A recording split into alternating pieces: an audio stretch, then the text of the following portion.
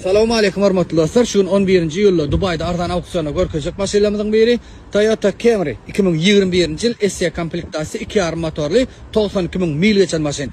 Maşinin çep tarafında görürsünüz degim yok dostlar. Çep tarafı öňem gowy, farasında da defekt yok.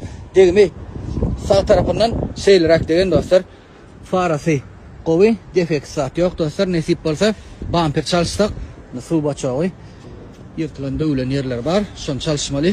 Umuman bumper çalışsak başka çalışılmalı zadı yok.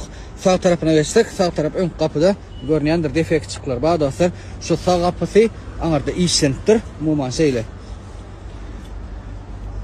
Defektinin düzeltip böyle. Şu iki kapı işlenen dostlar. Amerika'da işlenip becerilip uğradılan. Maşının idine geçsek. İdine de hiç il degim yok. Asia komplektasi yankı değişimde 2.5 motor. Maşının çep taraf idem arasıca degimsiz. Yani salon içine merkez geçelim. İçi qara koja salon kombinirlenen airbag hiç il atmadık. Hem airbaglar yerine multirol, ulu monitor, çıkıp duran monitorli. Görüyorsunuz gerekli fonksiyalar var. Sizde neler? Qara ak görünüşlü koja kombinirlenen.